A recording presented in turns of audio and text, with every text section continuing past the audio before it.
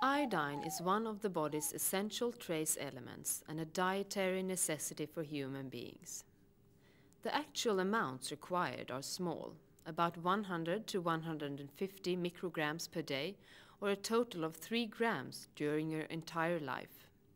In weight, this is less than a sugar cube and would fit into an ordinary teaspoon with room to spare. However, this tiny amount is absolutely essential for normal human health and development. For 29% of the world's population that live in areas of iodine deficiency, failure to obtain iodine have profound consequences in their physical, reproductive and economic health.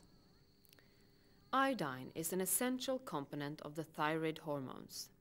The two thyroid hormones, T4 and T3, are made in the thyroid gland, a butterfly-shaped structure usually weighing about 15 to 25 grams.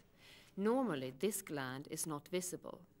It is located at the front of the neck, just below the so-called Adam's apple. Thyroid hormones have extensive effects throughout the body. They control protein synthesis, influence various chemical processes, maintain normal metabolism, and are also important in the body temperature regulation. Iodine deficiency causes hypothyroidism, and people with this condition are sluggish, intolerant to cold, unable to lose weight, and have a slower metabolism. Lethargy is also common, and this greatly reduces their working capacity. This condition can be partly or completely reversed by the intake of appropriate amounts of iodine. People suffering from iodine deficiency, especially children and women in reproductive age, develop goiter and enlargement of the thyroid gland. Generally, children who are iodine deficient have decreased survival chances and impaired immune system.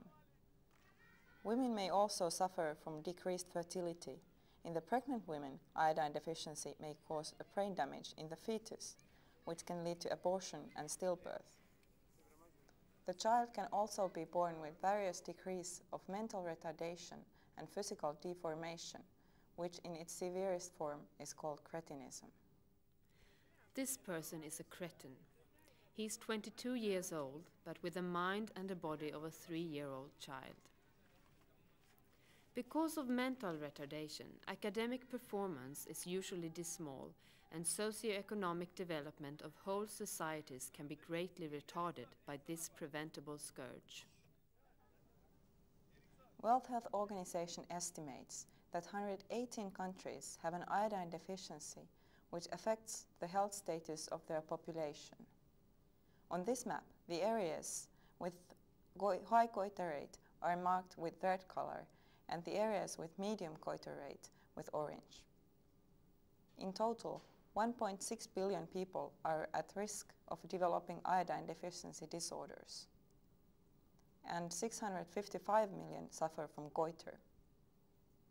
300 million people have a lowered mental ability, and 120,000 children with cretinism are born every year. It is also estimated that 60,000 miscarriages, stillbirths, and neonatal deaths every year are signs of severe iodine deficiency during early pregnancy. In many areas of the world, the soil is deficient in iodine.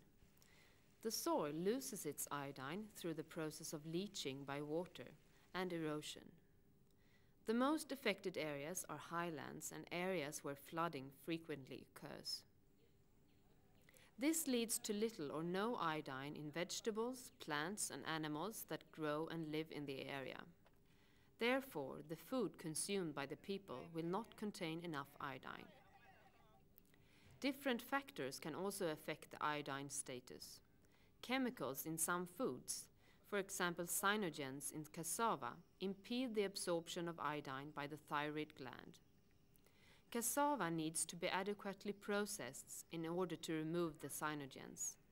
This is done by soaking in water and drying before it is consumed. This is how goiter is assessed. First, you look at the front of the neck to see if the thyroid gland is enlarged. Second, you ask the person to extend the neck and check if there is any visible goiter. Third, you palpate the neck to see if the gland is bigger than normal. It's easy to prevent iodine deficiency. Iodized oil capsules can be used as short-term solution given to those most at risk. For longer term, there is an inexpensive and safe solution to prevent iodine deficiency disorders. It has been practiced for a long time in many countries, for example here in Sweden. You just add iodine to a common food article consumed by everyone. Common salt. The cost of iodization of salt is approximately 5 US cents per person and year.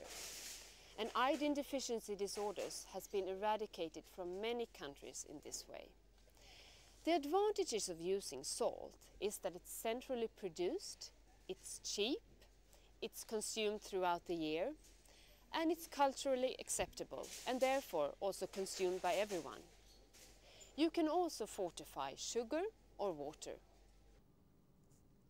The salt can be tested for content of iodine. Commercial test kits are available.